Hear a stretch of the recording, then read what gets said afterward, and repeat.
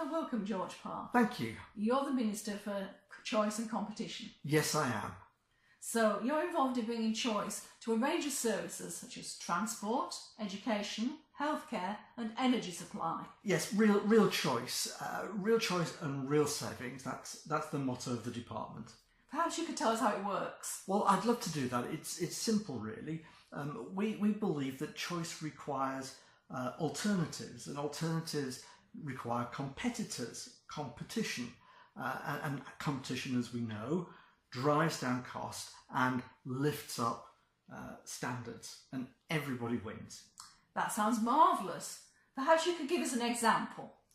Well, yes, take the gas industry. Yeah. Back in the day, there was just one supplier, British Gas. There was no real choice at all. If you wanted gas, that's who you went to. And as we know, British Gas become a watchword for inefficiency. So you introduced competition to remove the inefficiency. We did.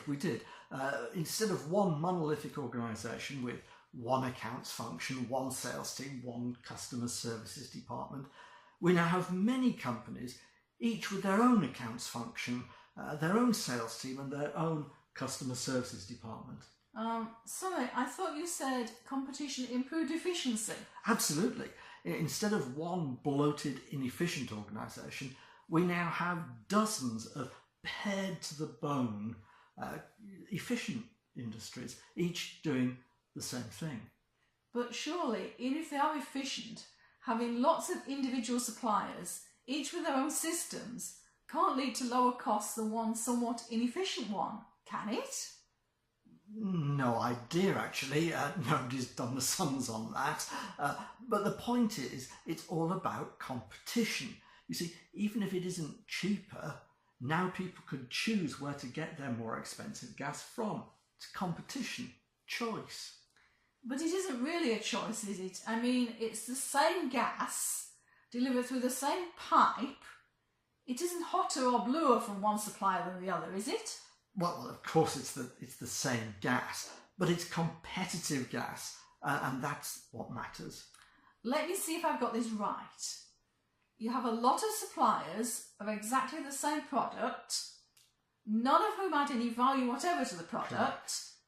All with their own staff Yep. and systems, Yep. each mimicking the other, Yes. multiplying the costs, and all vying to provide the same product with the same infrastructure to the same houses. You got it. Choice and competition. And the same is true for water. Absolutely, the same is true for water. The water comes from the same reservoir, it's treated at the same treatment works, it's pumped by the same pumps, it comes through the same pipes to your house, irrespective of who you buy it from. Efficiency, you see. But lots of clones of companies competing to sell you the same water. Exactly. Choice and competition. You're really getting the hang of this. Okay, so what about trains? Well, that is slightly different. We do have lots of competition, but only once every few years, unless, of course, we make a pig's ear of the process, in which case we have to do it more often. How does it work? Well, normally it's because we did the sums in such a way to get the outcome we wanted, but then the company that lost the competition does the sums properly, and we have to give them the contract instead. No, sorry, I didn't mean how do you make a pig's ear of it. That's becoming increasingly clear. I meant, how does the competition work? Oh, I see. Sorry.